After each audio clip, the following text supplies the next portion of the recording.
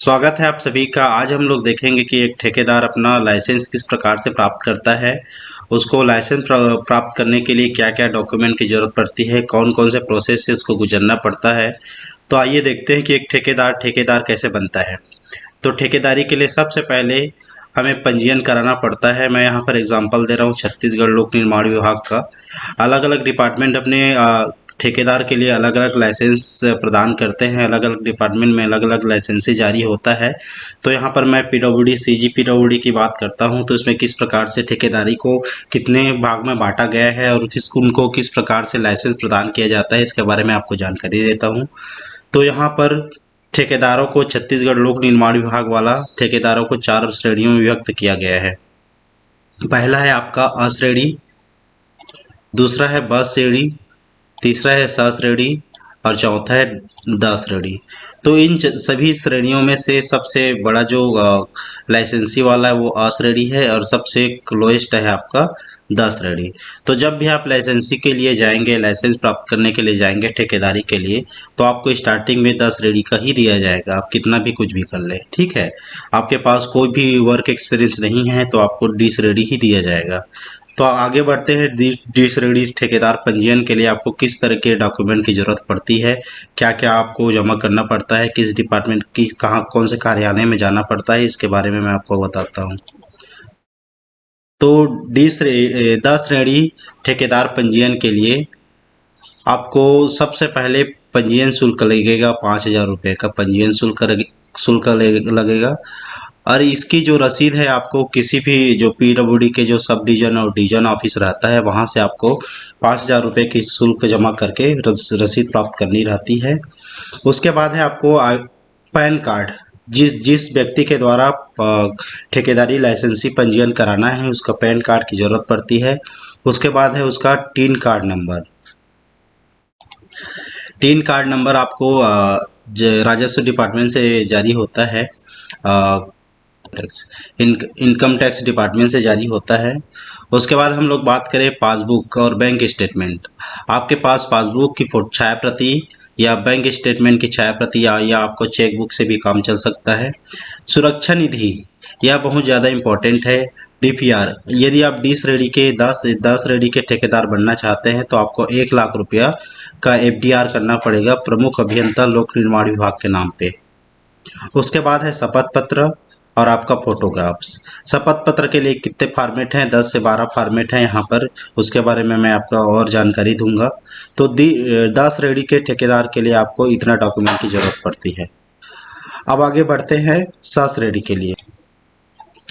जब हम लोग स श्रेणी की ठेकेदारी पंजीयन की बात करें तो इसमें इम्पोर्टेंट चीज़ है आपको 5 वर्षों का कार्य का अनुभव होना चाहिए आपके पास, तभी आपको स श्रेणी का ठेकेदार पंजीयन के लिए आप अप्लाई कर सकते हैं। जिसमें 3 वर्षों में कम से कम आपको 1 करोड़ रुपये का कार्य करना पड़ेगा। आपने किन्हीं 3 वर्षों में यदि 3 वर्षों को जोड़ देंगे और आपके द्वारा 1 करोड़ रुपये का कार्य किया गया है तो आपको स श्रेणी के ठेकेदार पंजीयन के लिए क्या है, आप एलिजिबल हैं। तो आप उसके लिए पंजीयन के लिए अप्लाई कर सकते हैं। जब इसके अन्य डॉक्यूमेंट्स की बात करें तो यहाँ पर पंजीयन शुल्क 10,000 रुपये हो जाता है। बाकी आवेदन का PAN card, Aadhaar, TIN card number, bank passbook statement छाया प्रति। यहाँ पर सुरक्षा निधि 2,00,000 रुपये हो जाती है। 2,00,000 का एफडीआर आपको प्रमुख अभियंता लोक निर्माण विभाग के नाम पर जमा करना पड़ेगा। उसके बाद आपको शपथ पत्र और फोटोग्राफ्स। आगे बढ़ते हैं ब श्रेणी के लिए। ब श्रेणी या बी श्रेणी ठेकेदार पंजीयन के लिए आपको इम्पोर्टेंट चीज़ है यहाँ पर वही 5 वर्षों का कार्य अनुभव होना चाहिए। कौन से श्रेणी में? स श्रेणी में होना चाहिए आपके पास। या आप 10 श्रेणी में भी आपको पास कार्य अनुभव होना चाहिए। लेकिन यहाँ पर हमको ये देखना पड़ता है कि 3 वर्षों में आपने कितना कार्य लिया है। 4 करोड़ का तक का हमने क्या कराया हुआ है, कार्य कराया हुआ है, तो हम लोग 20 श्रेणी के ठेकेदार पंजीयन के लिए एलिजिबल हो जाते हैं। इसके लिए जब हम लोग बात करें तो 20,000 रुपये का पंजीयन शुल्क आप की रसीद लगेगी। मैंने बताया कि रसीद कहाँ से प्राप्त करना है आपको, सीजीपीडब्ल्यूडी के आपके सब डिवीजन ऑफिस या आपको डिवीजन ऑफिस से 20,000 रुपये की शुल्क जमा करके रसीद प्राप्त करना रहता है। उसके बाद है आपका pan card. Tin card number, passbook, इस बैंक स्टेटमेंट, सुरक्षा निधि यहाँ पर 5 लाख रुपया एफडीआर आपको किसके नाम कहाँ जमा करना रहता है, प्रमुख अभियंता लोक निर्माण विभाग के नाम पे आपको जमा करना पड़ता है। शपथ पत्र और फोटोग्राफ्स क्या है आपके डॉक्यूमेंट के रिक्वायरमेंट है। आगे बढ़ते हैं। अश्रेणी के जब बात करें अश्रेणी के ठेकेदार बनने के लिए क्या योग्यता है हमारे पास, तो आपको 5 वर्षों का इसमें क्या करना है, हमको कार्य अनुभव होना चाहिए और किसी भी 3 वर्षों में आप 4 करोड़ का कार्य होना चाहिए। तो यहाँ पर आपको 10 करोड़ तक का कार्य का अनुभव होना चाहिए 3 वर्षों में। आपको पंजीयन शुल्क 50,000 यहाँ पर लगेगी, 50,000 की रसीद लगेगी। पैन कार्ड और टिन कार्ड आपको आयकर डिपार्टमेंट से आपको मिल जाएगा। जब हम लोग बैंक पासबुक और बैंक स्टेटमेंट के बाद आपको सुरक्षा निधि यहाँ पर 10 लाख रुपया हो जाता है। एफडीआर आपको प्रमुख अभियंता लोक निर्माण विभाग के नाम पे आपको जमा करना पड़ता है। शपथ पत्र और फोटोग्राफ्स। तो इस तरीके से आपको 4 श्रेणी में हमने इसको विभक्त किया गया है और 4 श्रेणी में किस तरीके से आपको अप्लाई करना है उसके बारे में मैं आगे बताता हूँ आपको। यहाँ पर एक और चीज़ है, जो विद्युत का ठेकेदारी लेना चाहते हैं, मैंने यहाँ पर तीनों सिविल, इलेक्ट्रिकल और मैकेनिकल तीनों के बारे में बता रहा हूँ इसमें। तो विद्युत वाले जो रहते हैं उनके लिए अलग से एक ठेकेदारी लाइसेंसी जमा करना पड़ता है। किसके द्वारा? विद्युत निरीक्षक छत्तीसगढ़ शासन द्वारा उनको अलग से एक लाइसेंस जारी किया जाता है। उस लाइसेंस को साथ में क्या करना पड़ता है, अप्लाई करना पड़ता है। तो इस तरीके से इसमें आपको अलग से ध्यान देना है कि विद्युत वालों के लिए एक अलग से और लाइसेंस जारी किया जाता है। किसके द्वारा? विद्युत निरीक्षक छत्तीसगढ़ शासन के द्वारा। और उस लाइसेंस को भी हमको ठेकेदारी प्राप्त करने के लिए जमा करना पड़ता है। सेकंड टिप यहाँ पर है सुविधा केंद्र में पंजीयन। जब सुविधा केंद्र की हम लोग बात करते हैं तो जितने भी डिवीजन ऑफिस जो रहते हैं पीडब्ल्यूडी के, उसको सुविधा केंद्र के रूप में सुविधा केंद्र माना जाता है। पीडब्ल्यूडी ने उसको सुविधा केंद्र के रूप में पंजीकृत किया हुआ है, जहां से आप आवेदन कर सकते हैं। तो आइए किस तरीके से आवेदन करना है इसके बारे में मैं आपको जानकारी देता हूँ। सबसे पहले आपको गूगल में CGPWD लिख देना है। यहाँ पर पंजीयन के प्रपत्र के लिए आवेदन के लिए आपको सबसे पहले CGPWD यहाँ पर सर्च करना है। CGPWD के बाद यहाँ पर आपको होम पेज खुल जाएगा। यहाँ पर होम पेज खुलने के बाद आपको कहाँ पर जाना है, राइट साइड में लॉगिन के पास जाना है। यहाँ पर ई रजिस्ट्रेशन में क्लिक करना है। ई रजिस्ट्रेशन में जैसे ही आप क्लिक करेंगे, यहाँ पर दे रहा है पंजीयन आवेदन प्रपत्र और उसके नीचे में है डाउनलोड शपथ पत्र। तो पंजीयन आवेदन प्रपत्र में जाना है आपको। यहाँ पर ये डाउनलोड हो गया। डाउनलोड होने के बाद उसको हमको क्या करना है, ओपन करना है। जब मैं इसको ओपन करूँगा तो इस तरीके से ये दिखाई देगा। यहाँ पर लिखा हुआ है एकीकृत पंजीयन प्रणाली ई पंजीयन आवेदन पत्र। आवेदन पत्र में बेसिक आपका जानकारी चाहिए, बेसिक डिटेल चाहिए। तो इसमें आपने क्या प्रथम बार पंजीयन किया है, हाँ या नहीं में, तो आपका पहला पंजीयन रहेगा तो हाँ, और दूसरा पंजीयन रहेगा तो आपका नहीं।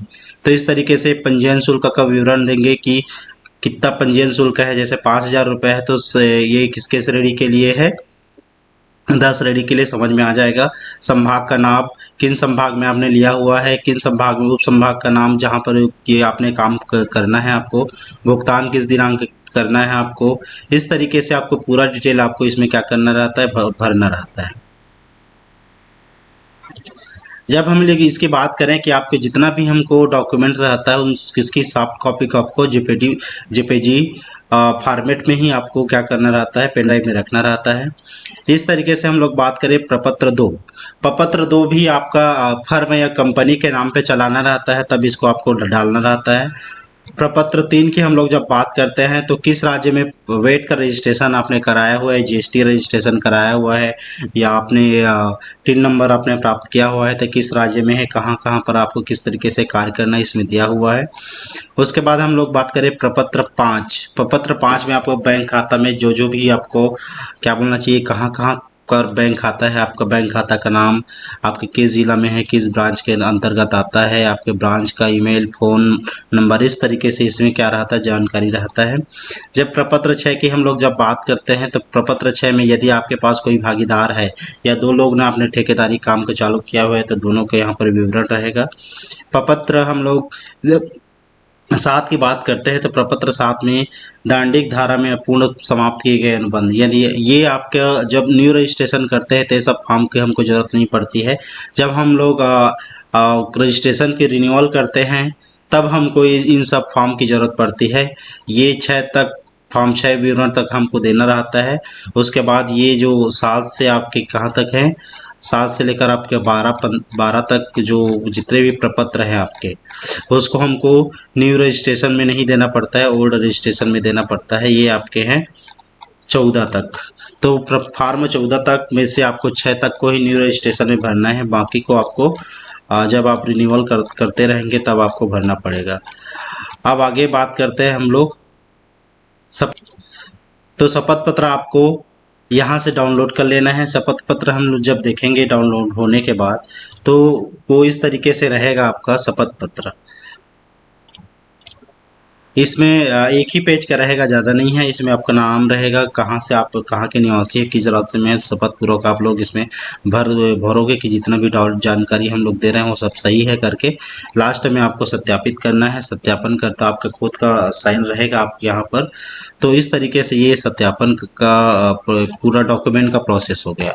अब मैं आपको यहाँ पर बताऊँगी, आपको जब प्रोसेस की मैं बात करूंगा तो प्रोसेस के लिए आपको सबसे पहले मैंने चॉइस सेंटर आपको बताया हुआ था। तो जितने भी ज़िले में पीडब्ल्यूडी के जो एग्जीक्यूटिव इंजीनियर के जो ऑफिस जो रहता है उसको चॉइस सेंटर के रूप में माना जाता है। तो सबसे पहले आपको जितना भी मैंने डॉक्यूमेंट बताया है उसको सबको पकड़ कर एग्जीक्यूटिव इंजीनियर के ऑफिस में चले जाना है। वहाँ पर आपको एक आईडी पासवर्ड दिया जाएगा। एग्जीक्यूटिव इंजीनियर आपके जितने भी डॉक्यूमेंट है उसको सबको क्या करेगा, अप्लाई करेगा। अप्लाई होने के बाद आपके नाम पर एक ईमेल में नहीं बोलता, पंजीयन आईडी और आपको पासवर्ड दिया जाएगा टेम्पररी। जब आपका कॉन्ट्रैक्ट पंजीयन कंप्लीट हो जाएगा तब उसको उस पंजीयन से जो आपको मिला रहेगा उसमें क्या करेंगे, आप लॉगिन कर सकते हैं। लॉगिन करने पर आपको क्या मिलेगा, आप अपना पासवर्ड चेंज कर सकते हैं और इस तरीके से आप जितने भी जो वर्क चलते हैं जो आपके लिमिट में रहता है उसमें आप अप्लाई कर सकते हैं। तो बहुत ज़्यादा इजी है। आपको चॉइस सेंटर में जाकर जितने भी डॉक्यूमेंट है उसको जमा करना है और वहाँ से आपको क्या करना है, टेम्प्रोरी पंजीयन नंबर, आईडी, पासवर्ड ले लेना है। उसका कंफर्मेशन के लिए आपके पास आ जाएगा ईमेल पे आ जाएगा, मोबाइल पे आ जाएगा जो आपका पंजीयन का नंबर रहेगा। इस तरीके से आप अपना ठेकेदारी का पंजीयन कंप्लीट कर सकते हैं। मैं यहाँ पर बता दूं, छत्तीसगढ़ शासन द्वारा एक नया और इम्पोर्टेंट पंजीयन श्रेणी यहाँ पर दिख रहा होगा आपको, ई पंजीयन श्रेणी के खुले द्वार। तो यहाँ पर जितने भी जो ब्लॉक स्तर पे जो वर्क करने के लिए जो डिप्लोमाधारी इंजीनियर हैं और जो डिग्रीधारी भी हैं उनको ई श्रेणी में पंजीयन की निःशुल्क कराया जा रहा है, जिससे बेरोजगारी को कम किया जाएगा। इसके लिए मैं आपको एक नेक्स्ट वीडियो में बात करूंगा। तब तक के लिए थैंक यू। वीडियो अच्छा लगा होगा तो दोस्तों में शेयर कीजिएगा और चैनल को सब्सक्राइब कीजिएगा। Thank you.